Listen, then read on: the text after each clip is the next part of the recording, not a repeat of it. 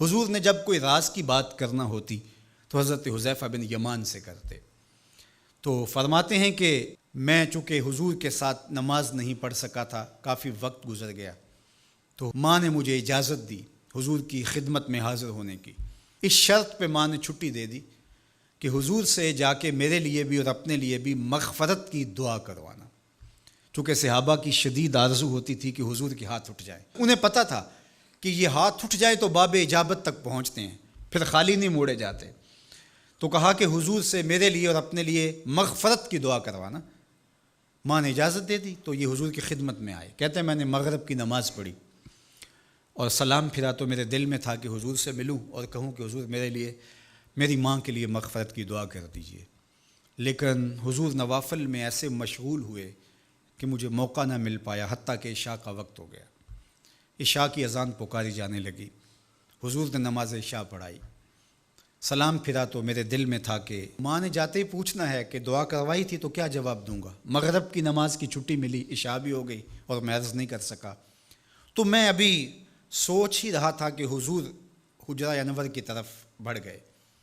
اب جنہوں نے مسجد نبوی کی حاضری کا شرف پایا ہے وہ جانتے ہیں کہ مصلی نبوی سے حجرہ رسول کا فاصلہ ہی کتنا ہے، اور جنہوں نے یہ شرف نہیں پایا میری دعا ہے کہ وہ اڑ کے مدینے چلے جائیں۔ سچی بات ہے، جس نے وہ شہر نہیں دیکھا اس نے کچھ بھی نہیں دیکھا۔ جنہوں ویک کے اکھیاں ٹھر دیاں نے، جنہوں ویک کے ٹھر دا سینہ ہے، ربا تیری ساری خدائی وچوں بس اکو شہر مدینہ ہے۔ آج اس وقت پوری دنیا کے اوپر جو وبا پھیلی ہے اس کی وجہ سے جہاں اور بہت ساری چیزیں ہمارے لیے اذیت اور دکھ کا ذریعہ ہیں، وہاں ایک بہت بڑا دکھ ہے کہ مسجد نبوی کے دروازے بھی بند ہیں۔ تو یہ دن تھے کہ حرم کی رونقیں دیکھنے والی ہوتی، مواج انور کے سامنے درودوں کی بہار ہوتی، مدینے میں بیٹھ کے حضور کے روضے کے سامنے حضور علیہ الصلاۃ والسلام کے شہر کی پکی ہوئی کھجوروں سے افطاری کرنے کا اپنا ہی لطف ہوتا۔ آج مدینے کے لوگ بھی ترس رہے ہیں۔ بچپن سے لڑکپن تک اور لڑکپن سے جوانی تک اور جوانی سے بڑھاپے تک 80 سال عمر ہو گئی، جنہوں نے رمضان المبارک کا روزہ مسجد نبوی سے باہر کبھی کھولا ہی نہیں، آج اپنے گھروں کی چھتوں پہ کھڑے ہو کے میناروں کو دیکھتے اور چیخیں مار رہے ہیں۔ اللہ اس وبا کے دن مختصر کر دے اور اس امت کے لیے آسانیاں پیدا کر دے۔ تو حضور علیہ السلام اٹھے مصلی انور سے اور اپنے حجرہ انور کی طرف چل پڑے۔ تو حضرت حذیفہ بن یمان کہتے ہیں کہ میں بھی حضور کے پیچھے چل پڑا، غیر ارادی طور پہ کچھ رفتار تیز ہو گئی تو قدموں سے آہٹ پیدا ہوئی۔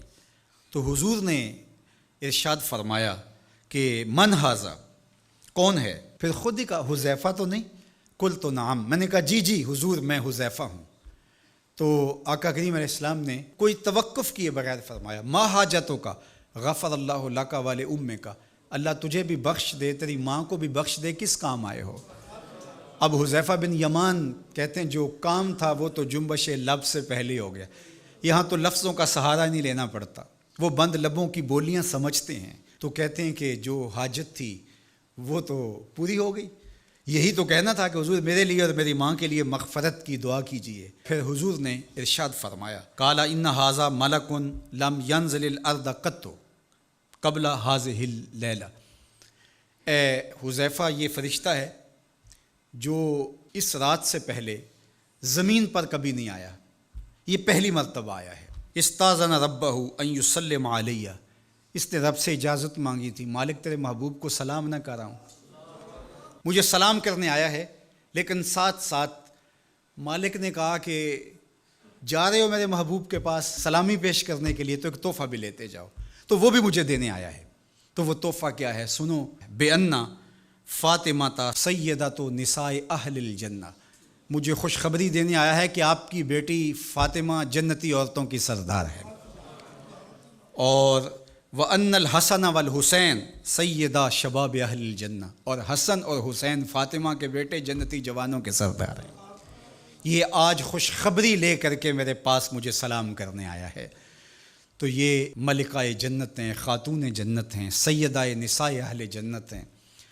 کہتے ہیں کہ جب حضور علیہ الصلاۃ والسلام کو سیدہ فاطمہ الزہرا رضی اللہ تعالی عنہا کوئی بات کرتی تھیں تو حضور ان کی بات کو نہیں ٹالتے تھے، ان کی بات مان لیتے تھے۔ تو آج ہم سیدہ فاطمہ الزہرا رضی اللہ تعالی عنہا کی وساطت سے حضور کی بارگاہ میں استغاثہ پیش کرتے ہیں کہ اس امت مرحوم پہ اللہ سے رحم کی خیرات مانگیں اور اللہ میرے وطن کی خیر کرے، امن، رحمت اور کرم نوازیوں کے اجالے اور نور نصیب ہو، میری قوم کی بیٹیوں کو اسوہ فاطمہ کے اجالے عطا ہوں۔